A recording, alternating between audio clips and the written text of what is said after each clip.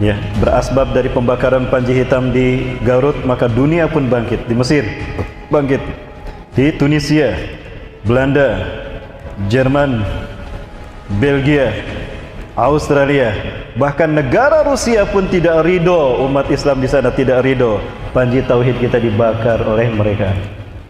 Maka tidak salah kalau negara kita sekarang lagi dipanas dibikin seperti ini.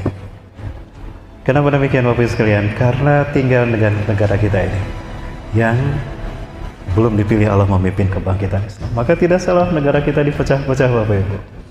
Lihat siapa yang menguasai Pulau Sumatera, Eropa. Siapa yang menguasai Kalimantan dan Sulawesi, negara tirai bambu. Dan Amerika akan mengambil Papua. Yang tersisa tinggal Pulau Jawa. Bapak Ibu, Allahu Akbar. Maka tidak salah kalau Rasulullah SAW menyampaikan sebagai salah satu tanda kebangkitan Islam telah dekat dan tanda kiamat telah dekat kepada umat manusia. Beliau menegaskan bahwa umatnya nanti akan berperang dengan satu bangsa. Tapi mohon tolong dimatikan dulu. Atau nggak apa-apa, saya tidak akan menyebutkan negaranya. Rasulullah bersabda, tidak akan terjadi hari kiamat sehingga kalian akan berperang dengan satu bangsa. Sigorul ayun, mata mereka sipit. Juluduhum ahmar, kulit mereka merah. Zungfal unuf, hidung mereka pesek. Wajuhum kal majadil mutraqah, dan wajah mereka lebar seperti tameng yang terbelah. Bangsa mana? Sudah hadir mereka di tanah air kita? Berarti mereka lah, kitalah sebetulnya yang sedang Allah uji. Hadirnya mereka di tanah air kita merupakan fit and proper test, uji kelayakan dari Allah. Pantaskah kita menjadi pasukan yang ketiga, pembebas Masjidil Aqsa? Tapi demi Allah, jangan pernah meremehkan kami Bapak Ibu. Tadi maka saya yakin ketika nanti ada penghinaan dan umat Islam chaos di Indonesia, maka saya yakin dua Panji Hitam ini akan datang, dua Taifah ini akan hadir di tanah air kita, Ahlu Syam dan Ahlu Khurasan. Allahu Akbar. Pertanyaannya, kapan itu terjadi Bapak Ibu? Wallahu a'lam bishawab.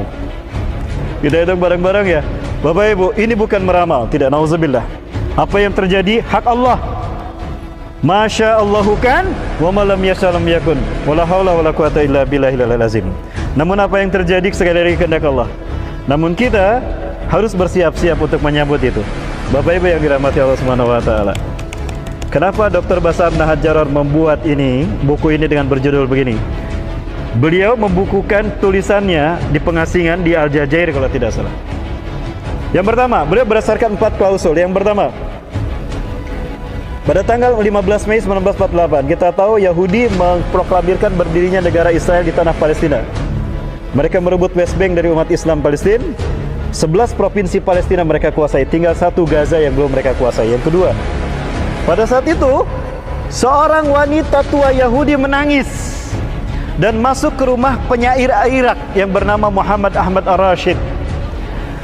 Dia ditanya sama Ahmad Ar-Rashid ini oleh penyair Irak, ya Jiddah, limada tabkin? Afala takun liqaumika baladun? Hei nenek, kenapa engkau menangis? Bukankah hari ini bangsamu punya negara, punya tanah air? Apa kata nenek ini? Betul, hari ini negara bangsa kami punya tanah air, punya negara. Tapi demi Tuhan, berdasarkan kitab Taurat, bangsa ini tidak akan pernah lama menikmati kemerdekaannya kecuali hanya 76 tahun saja. Itu cerita si nenek itu.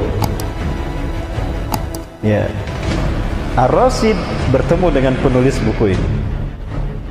Maka kemudian nenek itu pun tahu, ya, penulis buku ini pun tahu siapa nenek itu. Dan Bapak Ibu kita hitung, 15 Mei 1948 bertepatan dengan tahun 1367 Hijriah. Apakah di tahun Hijriah ini mereka akan hancur? Wallahu a'lam bishawab. 1443 bertepatan dengan 2022. Sekarang 2021. Berarti tahun depan? Apakah tahun depan itu Israel akan hancur? Apakah tahun depan Taliban berhasil mengalahkan Israel? Bukankah tadi pemimpin Taliban mengatakan Hibatullah Akhundzada, pemimpin yang ketiga dari pemimpin Taliban setelah Mullah Umar dan Akhtar Mansur. Mullah Umar memimpin Taliban dari sejak berdiri 96 sampai 2013. vakum 2 tahun, 2015 sampai 2016 dipimpin oleh Akhtar Mansur, syahid beliau, ya. Kemudian 2016 sampai hari ini dipimpin oleh yang ketiga, Hibatullah Akhundzada. Taliban mengatakan, setelah Afghanistan kami bebaskan, berikutnya yang akan kami bebaskan adalah Palestina. Berarti Israel akan berhadapan dengan Afghanistan. Apakah tahun depan Israel akan hancur? Wallahu a'lam bishawab. Yang kedua, Bapak Ibu, di dalam Al-Quran satu-satunya surat yang tadi kita bahas yang berbicara tentang kehancuran Yahudi, hukuman dari Allah untuk Yahudi ada di surat Al-Isra ayat ke-4 sampai ayat ke-8 dan 104. Ya. Tahukah kita Bapak Ibu? Kalau Bapak Ibu coba hitung silakan. Dengan rumus isim fi'il huruf, 3 kalimat ini, 3 kata ini, kalau Bapak hitung dari ayat ke-4 sampai ayat ke-104, maka ayat ini, surat ini tersusun atas 1443 kata. Mulai dari ayat ke-4 sampai ayat ke-104. Apakah ini kebetulan? Tidak, ini isyarat nubuah dari matematika Quran. Yang keempat, Bapak Ibu sekalian, yang ketiga Bapak Ibu, pada tahun 1982 Israel berhasil memerangi umat Islam Palestina. Dataran tinggi Golan berhasil dikuasai oleh Israel. Libanon kalah pada saat itu. Di ceramahnya, Perdana Menteri Israel pertama perempuan, Menachem Begin, yang kejam, berkata, setelah tahun ini kemerdekaan kita tidak akan pernah lama. Berdasarkan nas-nas dalam Taurat kita, kemerdekaan kita sejak tahun ini hanya tersisa 40 tahun lagi. Itu tahun 82. Tambah 40 berapa? 2022. Apakah ini sebuah kebetulan? Wallahu a'lam. Yang keempat, yang terakhir Bapak Ibu, komet Halley.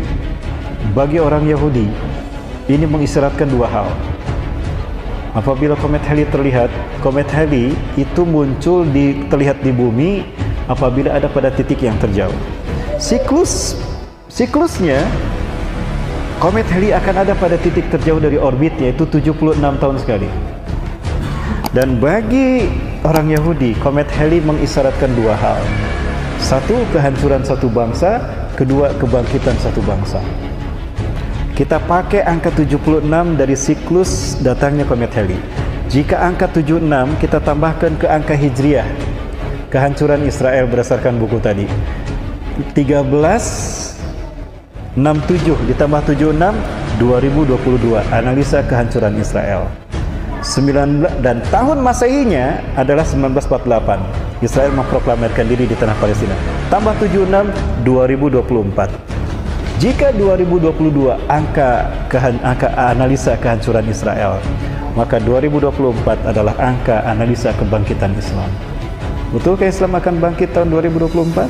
Baik, itu hanya prediksi. Mau kita hitung 100 tahun sekali setelah Rasulullah SAW wafat, Allah berjanji, Rasulullah berjanji akan datang seorang mujadid, seorang reformis, bukan nabi, bukan rasul, mujadid, reformis. Tugasnya 1, membersihkan Islam dari perpecahan dan paham-paham sesat. Tidak ada lagi ahlus sunnah, ahlul bidah. Yang ada semuanya ahlus sunnah, semuanya muslim. Tidak ada lagi perpecahan, firqah-firqah, tidak ada. Semuanya satu ummatan wahidah. Allahu Akbar. Yang kedua, Islam akan memimpin dunia di masa kehadirannya.